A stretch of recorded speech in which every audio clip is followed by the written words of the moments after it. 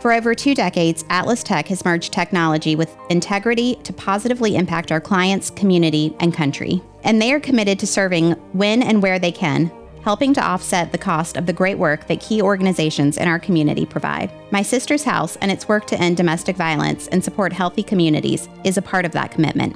Together, we can make positive differences beyond the workplace. Welcome to Rooted Connections, a podcast by My Sister's House, where we explore how domestic violence is shaping our communities. Each episode, we sit down with journalists, researchers, advocates, and leaders to better understand how our neighborhoods, institutions, and collective voices can break the cycle and build something better. Together, we'll uncover the perceptions that shape our world and the power we have to shift them. Thanks for joining us. Hi, I'm Tosha Connors, CEO of My Sister's House. For those of you just joining us, we hope you revisit our first episode on Measuring the Silence with Post and Courier's Kumlavi Addison and the Riley Center's Dr. Shelby Schumard, where we dive into the data behind our recent survey to uncover what the community thinks it knows about domestic violence and what's missing. It's a great primer to this episode. I'm popping in because you'll notice a quick change in scenery for this episode at the barbershop. Our second episode was actually our first taped episode of the series, and we used it as an opportunity to get our footing in studio while having a very nuanced conversation about how public institutions shape public perceptions with 2 dynamic guests from industries that are ever evolving to navigate a shifting landscape and community needs. We'll be back in the shop next episode, but I think you'll enjoy this conversation and setting just as much as I did. Now, here's the show. Welcome to Rooted Connections, a podcast by My Sister's House, where we explore domestic violence and how it's shaping our community. I'm Tosha Connors, CEO of My Sister's House, and this series explores the people, data, and community stories shaping safer and more informed futures. Today's episode is called The Power of Perception and how stories and institutions shape our understanding of domestic violence. We'll be diving into how stories told through the media and the spaces shaped by our public institutions influence what communities believe about domestic violence, and how that understanding can evolve into real change. Joining me today are 2 incredible guests. Originally from the Midwest, Emily Johnson started at WCSC Live 5 News in 2022 as a general assignment reporter. She quickly immersed herself in the community, covering a range of different topics before being promoted to the station's lead investigative reporter last fall. Emily has since won multiple awards, promoted change through her detailed investigations, and even had state laws changed as a result of her work. Natalie Caula Hauff is the Deputy Director of Innovation at the Charleston County Public Library and a former board chair of My Sister's House. A Pulitzer Prize-winning journalist turned public servant, she is passionate about empowering women and families through access, advocacy, and community partnerships. Together, we'll explore questions like, what stories get told? Who tells them? And how do public institutions, from libraries to newsrooms, play a role in shaping awareness, compassion, and community response? By the end of this conversation, I hope you'll come away thinking about the power of perception and how each of us can play a part in reshaping it. Emily, thanks for being here. Thanks for having me. Let's start with a grounding question. What drew you to investigative reporting, and why does the issue of domestic violence matter personally to you? Well, to get started, I think being a reporter in Charleston, any story you cover can be uncovered in a deeper manner. And so once I started kind of realizing that is when I got more drawn to investigative reporting itself and kind of being able to uncover these larger problems that are sometimes only covered on the surface in an initial story when you have a timeline and whatnot. But now being able to take that deeper dive and kind of pull back that curtain. And that also comes into the domestic violence awareness and really realizing the lack thereof in reporting problems and larger conversations with domestic violence, and being able to kind of take my backgrounding, but also, sharing my interest and shining a light on the problems that are a lot larger in our community as a whole. What moments or stories have stayed with you over the course of your career? It's a great question. I cover a very broad range of different types of stories, but when it comes to domestic violence, back in 2024, when I was first introduced to My Sister's House, was a domestic violence situation where a woman was murdered in Ladson by her ex-boyfriend while he was out on bond. And that was just a general assignment story at the time, but once looking into it and seeing why this individual was let out on bond in the first place and talking to the family and seeing how frustrated they were with the lack thereof of oversight and why this individual had been let out in the first place is kind of when I became more interested in covering domestic violence stories and shining a light on the problems within our criminal justice system and the courts in behind why these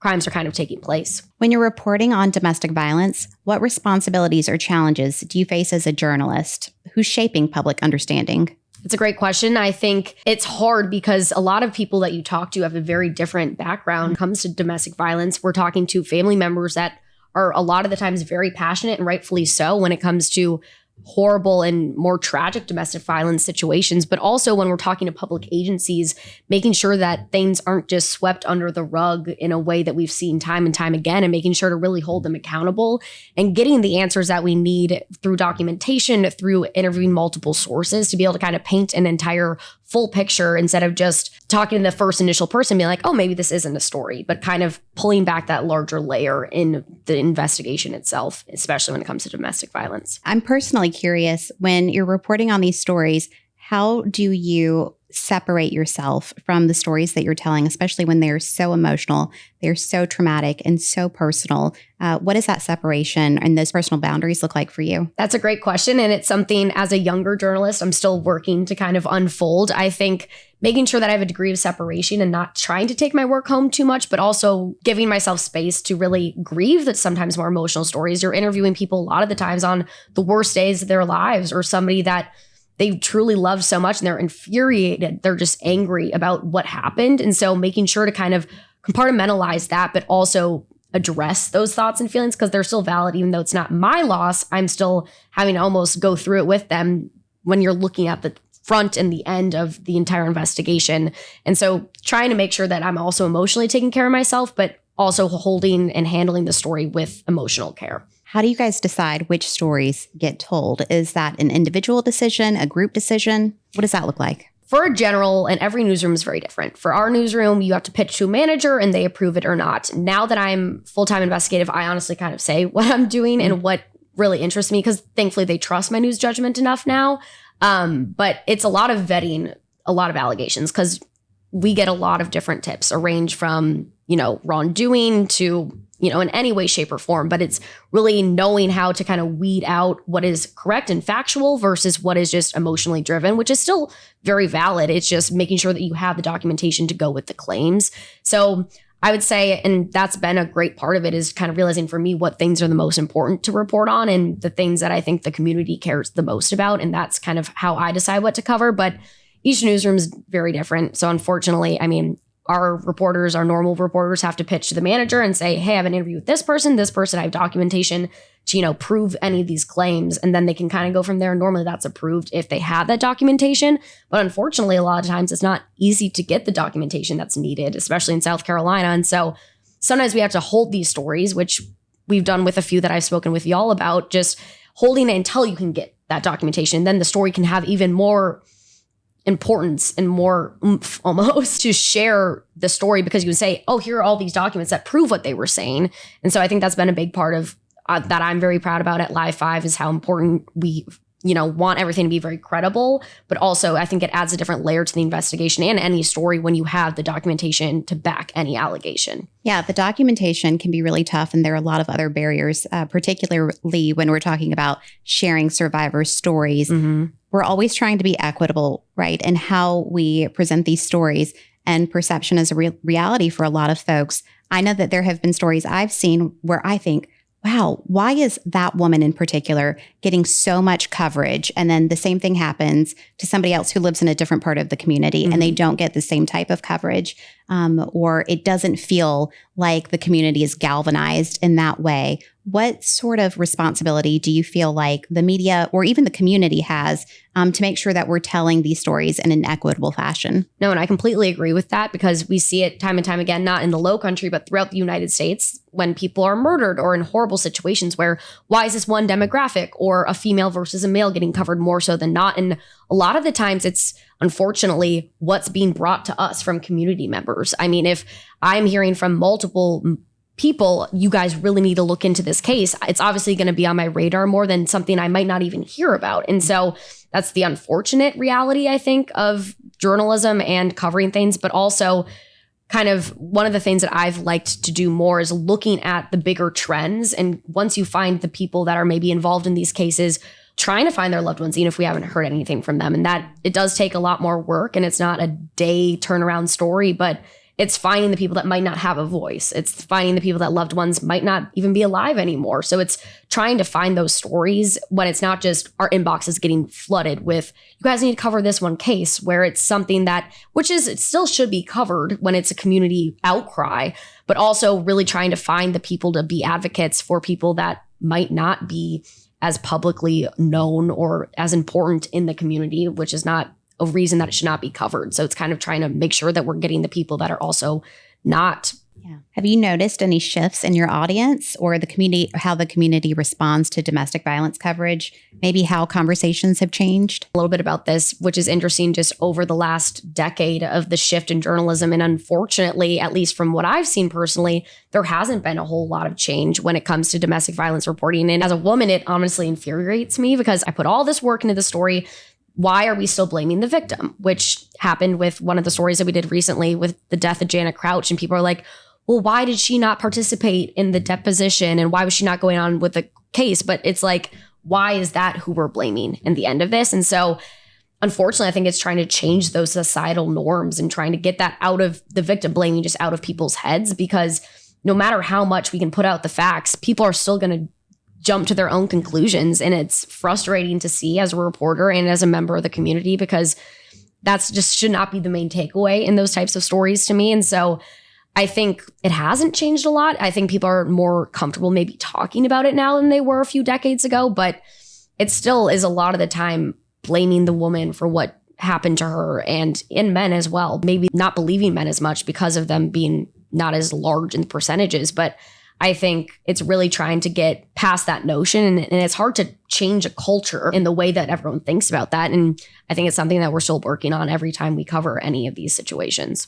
Yeah, I'm interested to dive into that question with you too, Natalie, but the victim blaming part. So we even saw that almost in the reverse with Angel Capers in Somerville, who was murdered at the beginning of August.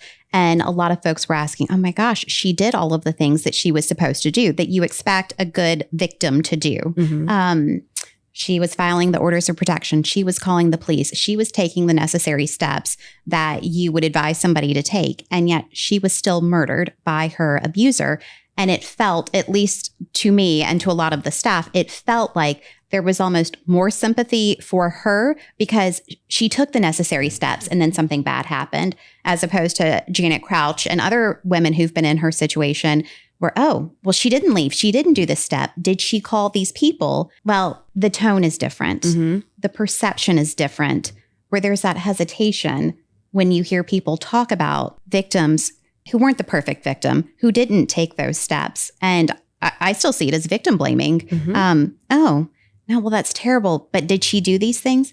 It doesn't matter if she did those things or not. She didn't deserve that. And so getting everybody to really rally around that point, it doesn't matter. She did not deserve that. Yes, and let's talk about that. I completely agree with you, because most people don't know. I mean, one of our initial conversations was just how many steps you truly have to go through, mm-hmm. that Angel had to go through to actually get what is the perfect victim to do. And yet the same outcome was the end. Yep. And the tragic death of both of the women. And so at what point do you need to do a certain list and people are still going to blame you for what happened in the end?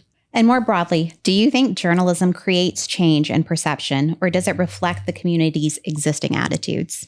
I think it tries to promote change in multiple different areas. It has promoted change from my stories personally, not necessarily with domestic violence, but just through other stories. And I know as well with yours, but I think the perception, unfortunately, reflects the community a lot in the way that people discuss it afterwards. I think journalism represents the way community looks at it until the story almost airs, and then the community kind of jumps on everything, and that reflects the community. I think social media has shared a very interesting new layer to that. I always will look through Facebook comments on some of our larger, maybe more controversial investigations just to see what the community is talking about. And that was very much the case with Janet Crouch and the blaming aspect of it. But I don't know.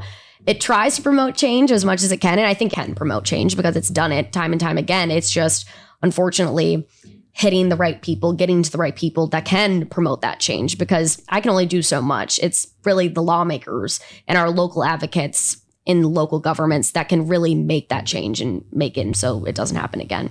Yeah. And that piece, I just wanted to circle back a little bit when you were talking about the stories or the tips that like flood your inbox. What is the community saying? Where's the outpouring, coming from? And it's the same with politicians. If there's something that you're interested in, you think something needs to be changed. If we're not speaking up collectively to our local politicians, to our city councilmen, to the news reporters, like this is important, it doesn't get covered. Yep. And I think it's really important for people to understand that your voice is so powerful. And I'm really excited that we have this avenue here to talk about these issues. Same. And I think, like you said, unfortunately, people a lot of the times I think don't think that their voice matters that much. The state representative is just going to brush it off. But if it's time and time again, people coming to you with the same problem, it's impossible to ignore it because you're going to keep seeing it. It's going to be right in front of your eyes. And so at some point, everyone just needs to be continuing to voice their concerns because else nothing's going to change if people aren't really telling their lawmakers and local governments and other reporters just what needs to be looked into, because else they're not going to even know about what's going on. Natalie, your career beautifully bridges journalism and civic leadership. What connects those two experiences for you? And how has that shaped your understanding of domestic violence awareness? I've been thinking a lot lately in particular about how my two paths and the careers that I've built have really kind of converged. I have come to the conclusion that they're very similar when you think about it. And I never would have thought that before I experienced both journeys. But both journalism and librarianship are both rooted really in the same thing, and that's access to truth and access to information and resources that can empower you to learn and grow.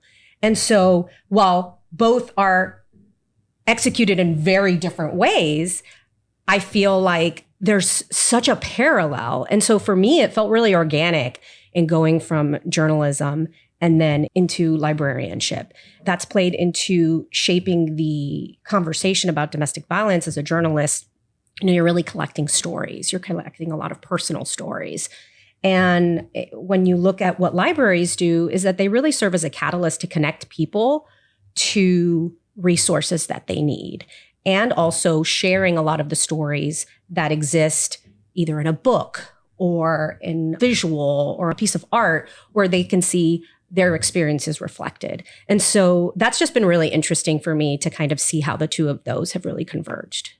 What's interesting to me is how you just bridge that so beautifully together. I never would have thought about journalism and like this civic leadership position, particularly within the library system, having those very similar tracks there. So what's beautiful about public libraries is that they are truly one of the last public institutions where anyone and everyone is welcome without judgment. We welcome them into our space. And beyond that, I feel like librarians and our staff, such a level of empathy as well to ensuring that people feel that welcoming environment. And so it's just been such a joy being able to be part of an institution where people feel seen, they feel heard, and they feel safe, whether that's the unhoused, finding a safe space to protect themselves from the environment, whether it's the heat or the cold, and finding that space where they can find that judgment-free area, to individuals who are finding a safe haven to escape for a few hours, to maybe secretly use the internet or the public computers. Because we have this access to all of these public services, people feel that they can go and get those services in a safe space. And that has been so amazing. And what we've really done, and I feel privileged to have been a catalyst for, has been leveraging that trust and connecting those individuals who are looking for those resources, and then helping connect them to credible organizations in the community. Because something that I talk about all the time is that librarians, they are not social workers. They're not trained in social work. That takes an incredible amount of training and professional skills to really understand how to be trauma-informed and provide those wraparound services. And so what we've really done is understand that people are coming to the library for those resources. They're asking these questions. But instead of trying to train our staff or try to stretch them beyond their scope, we've identified organizations in the community that are already doing that work. Charleston is full of passionate organizations and people who are doing just groundbreaking work. So inviting them in, leveraging that trust that we have with our public and saying, you need this help, here's an organization, and we're going to bring them on site. So guess what? We're going to remove that barrier so they're already here so you can connect with them. And that's everything from domestic violence to legal access to food insecurity. I mean, you name it, the library has provided some type of connection to help people find those resources and feel better equipped to live their lives. That's one of the things that I love what you've done at the library, and that even that there's a director of innovation right within the library. If you haven't been to your local library yet, please get there. There are so many wonderful attributes about the library, whether it's like cooking demonstrations at the Keith Summey Library. We have been fortunate to come into several different locations and host teen dating violence awareness sessions. And that will humble you real quick, being around teens. They will let you know in a minute. I realize I am not cool. None of us are. But the trust that you were talking about that a lot of those teen librarians have with the teens who are coming in, it is incredible. Once they feel comfortable and they start opening up, I was a little shocked at some of the libraries. I was like, ooh, well, they're really telling the things. They are keeping it 100 with those teen librarians. They know what those stories are. They know, what they need, what's happening at home, how to direct them. It was really incredible to see that play out in real time. We felt really privileged to be able to come in and provide these resources. And then there were librarians who were like, you know what? We could really use this for some of the adults. It's been amazing to be able to work with these different nonprofits and organizations to help kind of shepherd a lot of that education that both teens, our adults, our seniors, and our children need. Mm-hmm. And so that's been an honor. To circle back to the perception of domestic violence in the media, how far it's come or not come, what is your perception from somebody who is working on the Till Death Do Us Part series? I still feel like the stigma of shame still exists. Do I think that the Till Death Do Us Part series shifted that a bit? Absolutely. But that was more than 10 years ago. Mm-hmm. And so I feel like we call this rolling thunder, right? Like the momentum has to continue. Mm-hmm. And I feel like journalists and organizations have to continue talking about it in different ways because that stigma still exists. And so I just feel like the more that we talk about it openly, the more that we can kind of start to break that down. But I wish I could say that like, oh my gosh, the piece fixed everything and great. And I will credit that, the whole story was born from this list where South Carolina was ranked first in the nation of women killed by men. And now how that report is done is very different now, and they no longer rank states. However, the last time that they ranked states a few years ago, we had dropped into the teens. So I do think that that's a result of not just policy changes, but also just that community conversations, because community conversations can heal. They can adapt mindsets. And that's something that we really work hard on in the library to do, to really expose people to different experiences and just the different relationships people have, I think can really just change perceptions and then start to shift that culture like Emily was talking about. Yeah. Shifting culture, that is not easy. One of the pieces that we wrote in the series was all about religion and the deeply rooted beliefs that religion tied into shame and marriage. And so I mean, you're talking about a sacred institution and trying to change that culture. That is a tall order, and it's something that has to continue every day for years and years to come. We'll never be done having this conversation. No, we won't. We were actually just talking in the office earlier today about the faith communities in general and the response to DV. I feel like we have to be immersed as a community that we're going to take this action. If we're not immersed in these conversations all of the time in some form or fashion, it is so easy to push aside, to forget about. Mm-hmm. It feels like to me that whether it's the Till Death Do Us Part or there will be these sort of monumental things that happen in bursts. And then there's all of this action. Let's do this. Let's do this. And then it just fizzles out. Mm-hmm. What do you guys think needs to change? How do we continue that momentum moving forward? Who should be the bearer of this torch? It can't just be one person. It can't just be one organization. But how do we come together, and who are the other folks who need to be involved?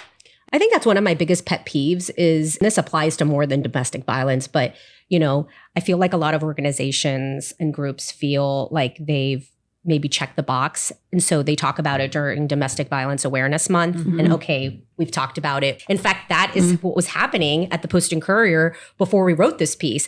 I was one of the ones that wrote the briefs every year. We'd get the press release. South Carolina's #1. We'd write we'd interview the same people. We'd write the story. We'd post. And then finally, someone in our newsroom said, we do this every year. We need to stop and understand, how do we dig deeper? And so I would give a lot of credit to the Post and Courier for taking that step, because it took a lot of resources. Mm-hmm. Having an investigative reporter like Emily takes resources from the daily turns. And so it's a huge investment in terms of a newsroom to really dedicate that time. We worked on Till Death for an entire year. And that was with our daily duties. And so being able to kind of set that time aside for a lot of our reporters, that could have been a loss to the Post and Courier in terms of you get into the weeds of your daily turns.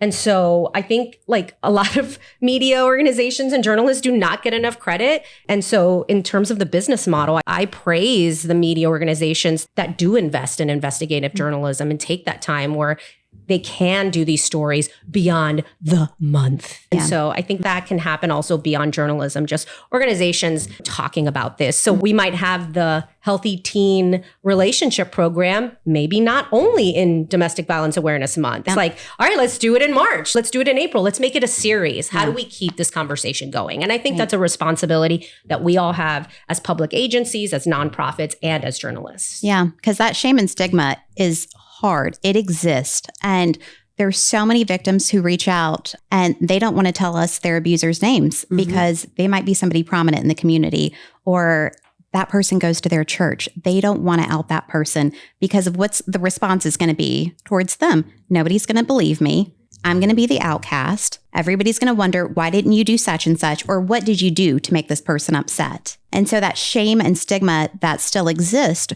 really restricts a lot of folks from reaching out to us. It restricts people from speaking to the media. So that's one of the most common requests that we get. Media are we want to talk to a survivor. We want to hear from them. We want to hear their story. We want to tell the stories, but it's not our story to tell, right?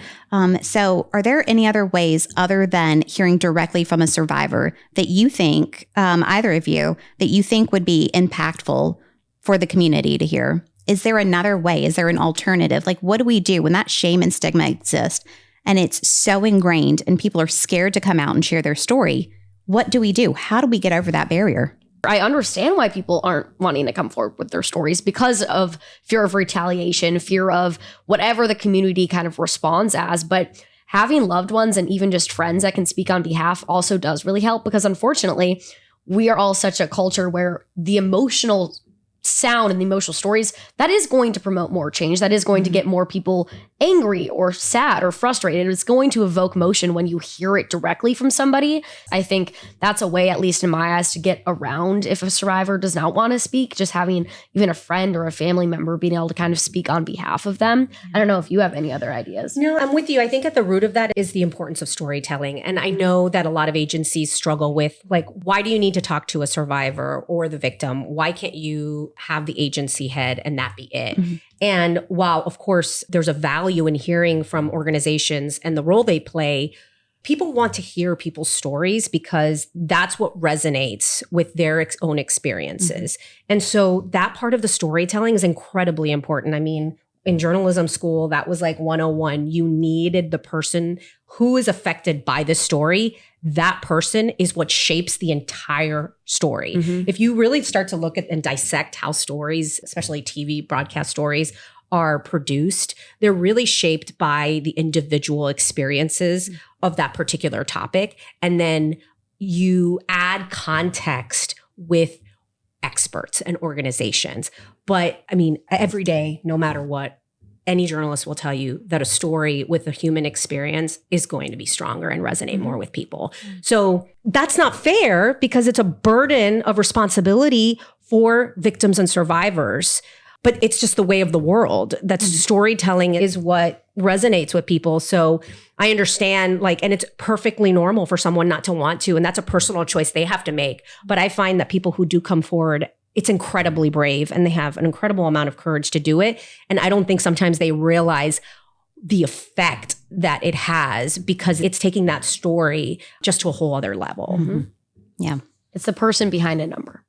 Yeah, it is. I want to bring both of you into this next part of the conversation because your work really intersects around how stories and institutions shape understanding. Let's dig into what happens when journalism, civic spaces, and leadership all work together to influence perception. You both represent institutions that hold public trust, the media and the library. How do those institutions work together, or how could they, to build stronger, more informed communities? We've actually worked with several media organizations over the past couple years, but that's probably because I used to work for the media. So since I oversee our programs, I thought, what a beautiful, natural connection. And so there have been some stories that the Post and Courier has published that have been really, really huge articles or investigations. There's one example where the paper actually sent a photographer over to Senegal and took just these beautiful photos. And so we talked about how do we kind of get that conversation to the communities and really showcase some of those photos, because a lot of times, they're in the paper, they're seen once, and then people move on. So we worked with the PNC and had the photos turned into artwork and had them displayed as an exhibit. And then there was a QR code and people could direct back to the article and learn more about the story itself. And so I think that there's a lot of both, that's a really passive way of doing it, right? Yeah. Libraries are homes to exhibits. We've done some beautiful partnerships with exhibits with the Holocaust Museum in DC, where we got to see a ton of panels about the American experience during the Holocaust. And just being able to kind of partner with organizations like journalism institutions to kind of showcase some of that work. But I think the other place and we've done some work with this, but I think that there's potential for the future is oral history, because I think that oral history is really where journalism and librarianship intersect.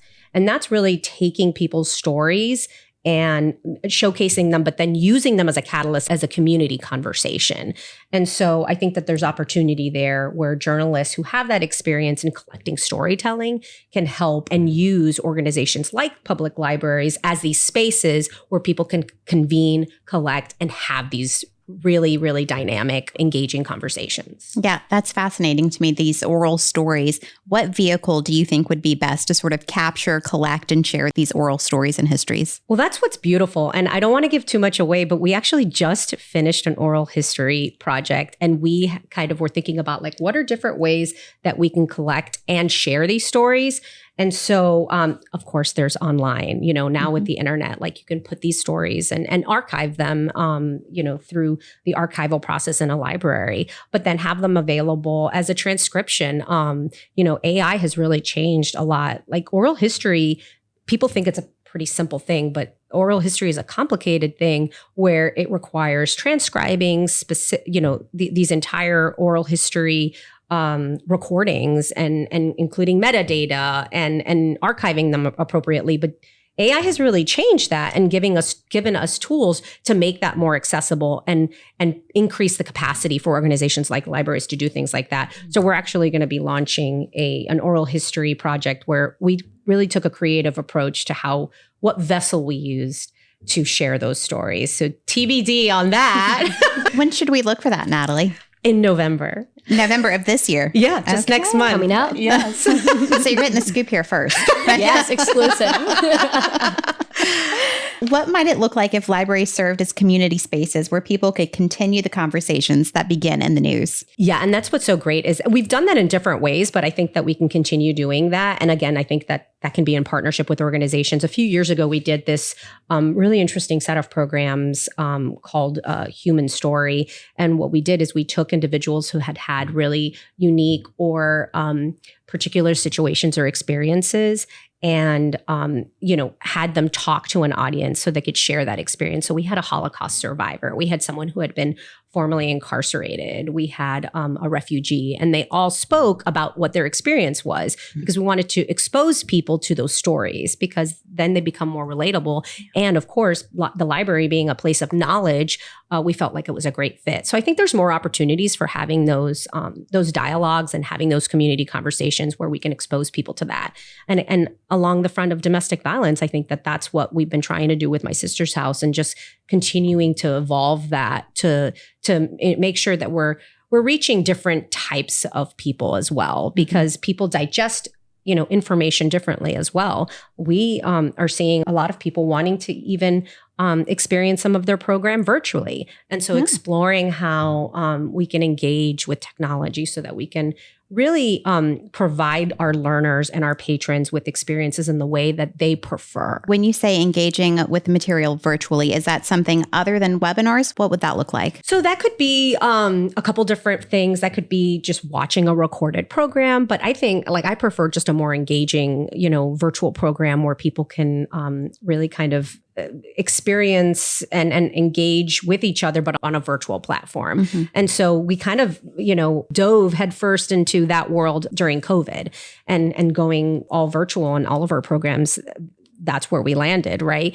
And then after COVID, when we reopened, it was like, okay, we don't have to do that anymore. Yeah. But what we're hearing from people, especially with our technology programs, because technology literacy is a huge component of what libraries do. We teach people everything from basic computing to learning how to, use certain software. And what they're saying is that they really want to learn through on-demand programs virtually. And so we're really looking into how we can connect people in that way with the familiar faces that I wonder how AI might influence the news at some point, what that looks like. Are there any innovations that you guys are seeing? It's actually in your funny field? you said that. The company that owns our station actually just launched its own AI software literally yesterday.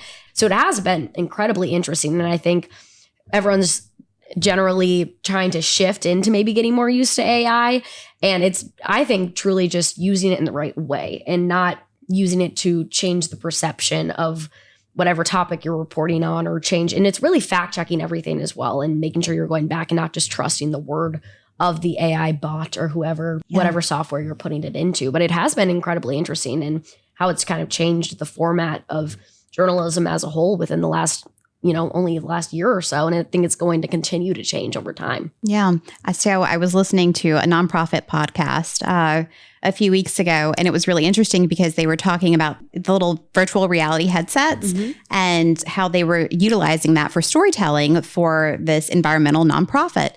And then I was thinking, oh, well, that's really cool. So if we had a VR headset, what would that look like for us? Well, I don't want to traumatize anybody with, a victim story, but what would it look like if there was one of our clients or survivors who's walking into her house for the first time and it's safe and this is what this feels like? Can we emote that through virtual reality? Would donors or supporters or, politicians be able to better understand what it feels like to have that level of anxiety and then walk into a safe space, to have food for your children, to have a bed to sleep in?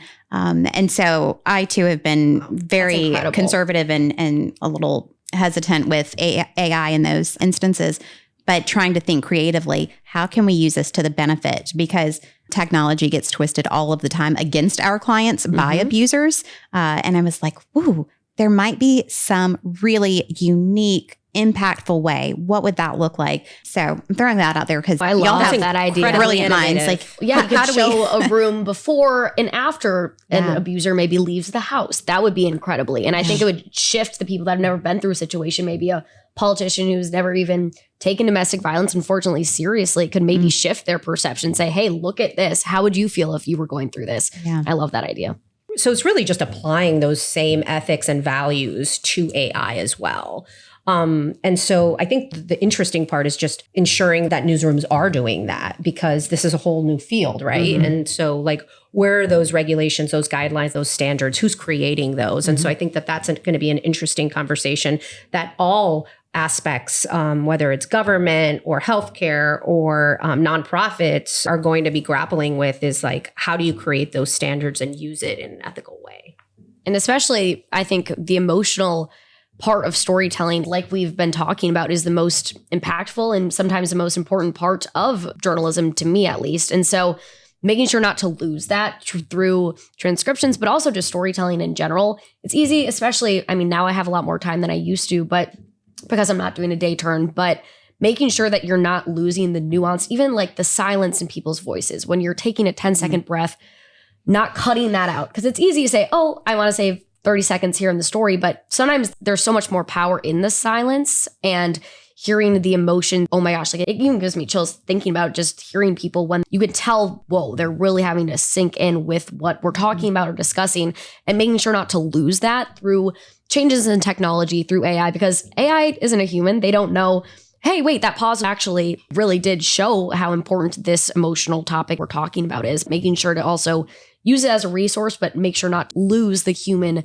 importance behind storytelling and also the use of AI. Which perspectives or stories get left out? Survivors of color, men, LGBTQ plus people, rural communities? I mean, yeah, completely transparently. And unfortunately, I think it goes back to the community, how communities are responding. And if everyone's saying, oh my gosh, you really need to cover this case or this unfortunate situation, a lot of the times those might be white women that might not be handling, not a lot of the time, I think, especially men are coming forward and wanting to reach out to us about a case, let alone an organization like yourselves. But I think making sure to try and I would love to cover those types of, different demographics. And I think that is a hole in domestic violence coverage in general, is handling, maybe domestic violence cases of men with more care and people being willing to share those stories. And I think it's something that I hope that as more time goes on and maybe these conversations become more normal, like we've been talking about, I hope that these different types of groups of people also are included, because I would be more than happy to cover these types of stories and how marginalized sometimes these situations are, and making sure that everyone feels like they have a voice, that it's not just the girl next door that has her whole family rallying behind her, but also someone from a rural community, someone of a different ethnicity. I think that's just as important as maybe the more traditional victim per se, but I don't think it's covered enough. And I will say that as a journalist myself. Yeah. If I were a male victim, I'm a woman of color, I identify as transgender. How do you think I would go about, or one of those individuals would go about, I want to share my story, but I'm scared because of the landscape? And it could be the landscape of being in the rural South, like being in the South, period, being in South Carolina, considering all of the things that are happening in the world. I want to share my story. What is that safe outlet? How do I do that without facing repercussions, without being ostracized, without being blamed, when we know that victims are already blamed? But if you identify or you're in one of these communities, any suggestions? And that's a really hard question, but it's like, how would you go about, like, I want to share my story. I want to. How would I identify who the safe person is? Who's the safe person in media to go to? How do I know that I can go to Channel 5 or Channel 2 or the Post and Courier? How do you make those decisions? That's a great question. I would like to think that people can see other reporting in cases that were handled and how they are delicately handled or lack thereof. And people can kind of gauge, hey, I feel like I can trust this journalist. And that is one of my personal favorite things when somebody reaches out to me and says, hey, I really liked how you covered this. You covered it in a very ethical manner. I trust you with my story now. And I think that comes with building a community relationship. And unfortunately, journalism is ever changing. People come and go at an incredibly fast rate. As somebody in the TV news industry, I know it's a lot of the times you're somewhere for 2 years, then you bop somewhere else. And so communities do, and leaders and politicians, I talk to them a lot. And, oh, we thought that this person was just with you guys and now they're suddenly gone. And so unfortunately, a lot of the times it is just people being there for a longer time and feeling more tenured and knowing the community's ins and outs. But also, I think word of mouth is huge, knowing that, hey, let me reach out to my sister's house, who's a journalist that they've worked with, they know can handle this delicately. I think that would be maybe my biggest recommendation. And also doing backgrounding. I mean, most any reporter or leader, you can look up their name and just see all their stories and see how they've handled stories in the past. I think that would be my biggest recommendation, because I wouldn't want somebody to come forward with a very delicate story with somebody that I maybe wouldn't say, hey, this person knows how to handle this type of case or this type of conversation as well. I would want them to also feel like they are understood and not handled in an unprofessional way or an unethical way. So I think unfortunately, a lot of it has to do with backgrounding and kind of speaking to other people and knowing who might be able to be the person to talk to.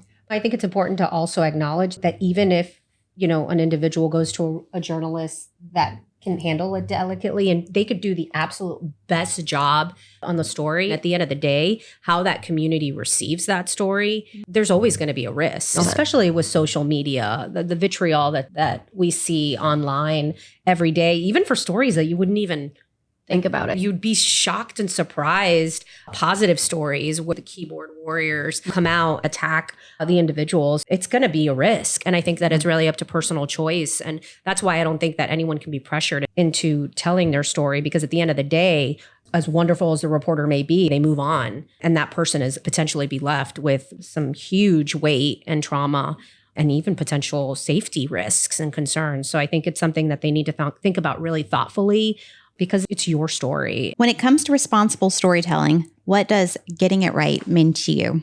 Getting it right to me is definitely getting all sides of a story. And whether or not, for me, at least personally, that really does lean into documentation and making sure when these claims of whatever type of, especially when we're talking about domestic violence, getting a police report, getting any emails discussing the case, getting any type of court records, I think to do a story of that nature correctly and well done, in my opinion, is having the full picture, because you can just be told again and again one side. And I could report on that easily because it's the easiest route. I mean, I wouldn't have to do any backgrounding.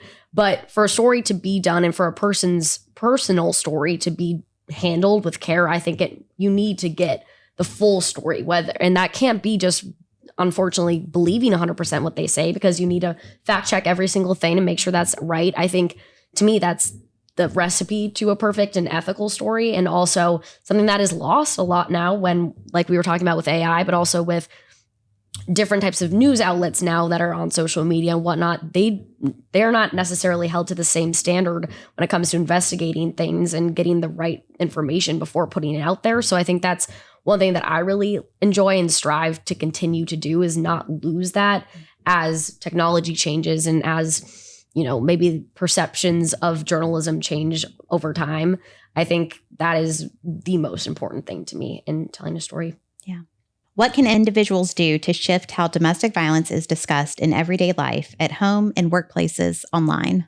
I think that there's a couple different opportunities. And again, parents can start to have conversations that may not necessarily be, defining domestic violence. I think it's going to be parental choice based on, when they feel that exposure is appropriate. But I think a really good example is the program that we talked about with teens, healthy relationships. So talking to your teens about what a healthy relationship looks like, framing in that way, it starts to provide the building blocks. And so I think it's really understanding the different audiences and how we can provide tools in ways that are appropriate for each group to digest. And so, there's just so many ways that our community can just continue having this conversation. And again, not having it just these intervals of marking, some type of milestone, but having them consistently. Yeah. And unfortunately, a lot of the stigmatism, I think, is generational. I mean, my grandma compared to a teenager now might have a completely different approach when it comes to domestic violence and be more comfortable talking about it versus not. And so I think it also comes down to families being willing to talk about it and friend groups. I mean, if my friend is telling me about her boyfriend, I hope that I can maybe recognize more so a sign of a domestic violence or abuse situation, and, making sure to also continue that for other generations, because I think we can hopefully prevent the lack thereof when it comes to knowledge, speaking with younger generations. And I think that's obviously where we should start, but also speaking with the older generations and making sure that they are just as aware as of the telltale signs or things to look out for as the younger generations are. Yeah, so many things to pull out there. One, I'm excited when we officially published the results from our community awareness survey that we hosted and fielded in conjunction with the Riley Center. It was fascinating to look at some of the data, how people perceive domestic violence, how they define it, what it looks like, and the things that are acceptable and the things that aren't acceptable. There are some really strong distinctions based on age. You said something that, I was thinking about earlier today when preparing for this podcast. It was thinking about how people still don't realize that domestic violence comes in all shapes and sizes, because we talk a lot about how victims and survivors come in all shapes and sizes because they come from all walks of life. Mm-hmm. But the act of domestic violence also is diverse in that it's so varying, right? So domestic violence, I think most people think about the way it's portrayed in the media, and maybe it's a slap across a face or shoving someone into a wall. And while all of those are obviously examples of domestic violence, there's also controlling someone financially or psychologically or isolating them from their friends. And so I think a lot of people are probably questioning themselves and the experiences and the interviews that I've had as a reporter, and also just individuals who have come to me because they knew about my connection with my sister's house. Often they don't think that they're in a domestic violence situation because maybe they didn't get hit or assaulted, or it only happened once. And so there's just such varying levels of what these boundaries look like, and convincing yourself as a person about what's okay and what's not okay. And this isn't enough for me to take that step to call my sister's house. And so that's another really, I feel like essential part of what at the library we're trying to do is make sure that people know that my sister's house exists. And not just my sister's house, but other organizations, whether domestic violence related or just support services that exist in our community. And so we actually partnered with Trident United Way recently to launch a Center for Strong Families in our main library downtown. And that was when I was going back to what I was saying about our librarians are not social workers, but people are still coming and asking for these services, these what we refer to as wraparound services. We were able to partner with Trident United Way to open a center where they have navigators, case managers, family navigators who are helping connect them to organizations like my sister's house, like Charleston Legal Access, like so many nonprofits that are in our community. But again, it's all about awareness, right? So if a person doesn't know the wide swath of services that my sister's house provides, they may still think that it's a shelter. Right.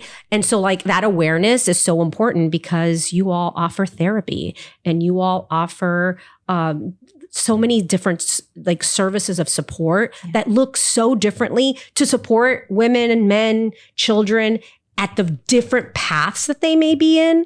But if people don't know that exists, awareness is such a huge part of that connectivity. And so by opening that center, we hope that we'll be able to do a better job of making sure that our patrons who are coming in and finding those resources, because we are a safe space, that we're connecting them appropriate to the people who can help them. Yeah, I love the partnership there between you guys and Trident United Way, because as you alluded to earlier, Emily, the trust is key for any relationship to work, whether it's a friend relationship with your husband or with a service provider. I have to trust you that the information you're giving me is correct, it's factual, it's in my best interest.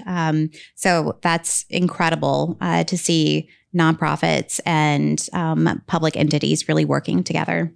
And I think when we go back to the conversation of how the media and public institutions can work together, it's also making sure that we're pushing forward, hey, this event at the library is happening. Because people, how else could you argue? Sometimes people can't even know about it unless you're looking for that resource or follow the library on social media. And it's continuing to push out these resources to the highest number of people possible, whether that's on broadcast TV, on social media, on our website. I think it's creating the partnerships. I think that's been the greatest thing about all of us working with my sister's house individually, is just being able to foster that and hopefully continue that so more and more people can know signs to look out for, resources, just making sure that those relationships can continue now and in the future. Absolutely. What's one thing you wish more people in our community understood about domestic violence, especially when it comes to how it's represented or talked about publicly?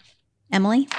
I think personally, it comes from when we're talking about domestic violence, the biggest takeaway for me when we're covering these stories is, like we've talked about earlier, is the victim blaming and just saying you didn't follow the 10 steps that you might need to do to be a perfect victim or be handling this situation in the most ideal way. But A, most people don't even know how to navigate a court system. And B, they might not even know where to start. And so I think the biggest perception that I would love to see shift is from saying, you didn't do this correctly. This is why you were maybe killed or hurt beyond repair or, put in a horrible situation, but making sure that the people that did it should be held responsible, not the victims that were put into these situations themselves. I agree. Blame the abuser every time. I also think that it's the collective action that we can take as a community. And I think too often people think it's not my problem and it's none of my business. And I think that is something that I wish that we could change. And so I know that it's like a corny saying, but like see something, say something is something simple to remember and something that, if you know someone who you think might be experiencing this, say something to them first. You got to be respectful about when they're ready and you want to respect boundaries. And also there might be safety risks. So you don't want to insert yourself in unsafe ways. So let me be clear about that first. But I think that having that conversation so that person feels seen. And I bet you that you could call my sister's house and say, I have a friend that is going through this and I want to talk to them about it. Could you give me some tips? Like, what should I say to them? And you all would provide that guidance. And so understanding that awareness and asking, like, what can I tell them? I've had situations, again, because people knew about my connection to my sister's house where they came to me and said, I have a family member who's going through this right now. Will you connect us to my sister's house? And it sounds silly, right? Because like my sister's house, like we're in the world of the internet, like they can Google the number, it's everywhere. But there's something different about making that connection because of that trust. That person trusts me. So when I connected them to my sister's house, it felt safer. And so I feel like there's more personal responsibility that we can have in advocating for our communities, whether it's your sister, your neighbor, your friend. And I just wish that we were braver in being able to say, like, I'm going to help. And I think too often we just think it's easier just to turn away. Yeah. Some really good and solid safety planning advice there, Natalie. Sounds like you know a little bit about a little bit. Did you serve on our board? You taught me a lot, Tasha. Someone was listening. I'm so proud. Yeah, those are really important. When I think about what I want the community to do or to think about or how to talk about domestic violence, I think about folks just when you have the inkling or you see something and maybe it's a loved one or a friend and it doesn't, relationships exist on a spectrum, right? So sometimes they're toxic, they're healthy, it could be abusive, maybe it stays abusive for a long time. But if you see something that's toxic, it doesn't look right. Like calling that out to your friend, to your brother, to your coworker, right? Like we have to make it so that these behaviors aren't acceptable. We have to speak out and we have to have the courage to say, like, you can't talk to her that way. It's not normalized. We don't make jokes about it and like just brush it off like, oh, that's what they do.